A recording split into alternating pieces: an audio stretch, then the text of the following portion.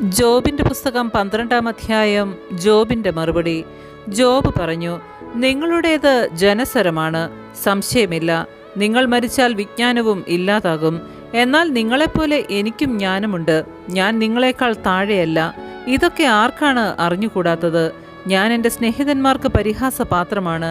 ഞാൻ ദൈവത്തെ വിളിച്ചപേക്ഷിച്ചു, അവിടുന്ന് എനിക്ക് ഉത്തരമരുളി. ഞാൻ നിഷ്കളങ്കനും നീതിമാനുമാണ്, എന്നിട്ടും ഞാൻ പരിഹാസപാത്രമായി തീർന്നു. സ്വസ്ഥത അനുഭവിക്കുന്നവൻ നിർഭാഗ്യത്തെ അവജ്ഞയോടെ നോക്കുന്നു. കാലിടറുന്നവനെ അത് തള്ളിയിടുന്നു. കവർച്ചക്കാരുടെ കൂടാരങ്ങൾ സമാധാനപൂർണമാണ്. ദൈവം തങ്ങൾക്ക് അധീനനെന്ന് വിചാരിച്ച് അവിടുത്തെ പ്രകോപിപ്പിക്കുന്നവൻ സുരക്ഷിതനാണ്. വന്യമൃഗങ്ങളോട് ചോദിക്കുവിൻ, അവ നിങ്ങളെ പഠിപ്പിക്കും. ആകാശപ്പറവകളോട് ചോദിക്കുവിൻ, അവ നിങ്ങൾക്ക് പറഞ്ഞു തരും. ഭൂമിയിലെ സസ്യങ്ങളോട് ചോദിക്കുവിൻ, അവ നിങ്ങളെ ഉപദേശിക്കും. ആഴിയിലെ മത്സ്യങ്ങളും നിങ്ങളോട് പ്രഖ്യാപിക്കും. കർത്താവിൻ്റെ കരങ്ങളാണ് ഇവയെല്ലാം പ്രവർത്തിച്ചതെന്ന് അവയിൽ ഏതിനാണ് അറിഞ്ഞുകൂടാത്തത്?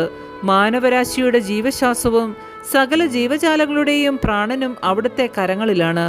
നാവ് ഭക്ഷണത്തിൻ്റെ സ്വാദ് ആസ്വദിക്കുന്നത് പോലെ ചെവി വാക്കുകളെ പരിശോധിക്കുകയില്ലേ?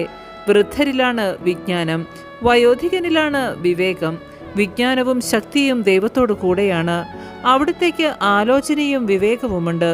അവിടുന്ന് നശിപ്പിച്ചാൽ ആർക്കും പുനരുദ്ധരിക്കുവാൻ കഴിയുകയില്ല. അവിടുന്ന് ബന്ധിച്ചാൽ ആർക്കും മോചിപ്പിക്കാൻ കഴിയുകയില്ല. അവിടുന്ന് ജലത്തെ തടഞ്ഞു നിർത്തിയാൽ അത് വറ്റിപ്പോകുന്നു. അവിടുന്ന് അവയെ തുറന്നുവിടുമ്പോൾ അവ ഭൂമിയെ മൂടിക്കളയുന്നു. ശക്തിയും ജ്ഞാനവും അവിടുത്തോടു കൂടിയാണ്. വഞ്ചിതനും വഞ്ചകനും അവിടുത്തേക്ക് അധീനർ. അവിടുന്ന് ഉപദേഷ്ടാക്കളുടെ ജ്ഞാനം ഉരിഞ്ഞു കളയുന്നു.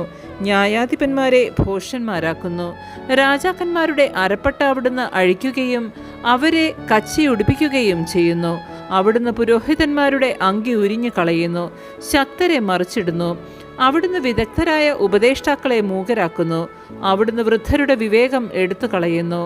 അവിടുന്ന് പ്രഭുക്കളുടെ മേൽ നിന്ന ചൊരിയുകയും ശക്തരുടെ അരപ്പട്ട അയക്കുകയും ചെയ്യുന്നു. അന്ധകാരത്തിലാണ്ട ആഴങ്ങളെ അവിടുന്ന് അനാവരണം ചെയ്യുന്നു. സാന്ദ്രമായ തമസിനെ പ്രകാശത്തിലേക്ക് നയിക്കുന്നു. അവിടുന്ന് രാജ്യങ്ങളെ ബലപ്പെടുത്തുകയും നശിപ്പിക്കുകയും ചെയ്യുന്നു.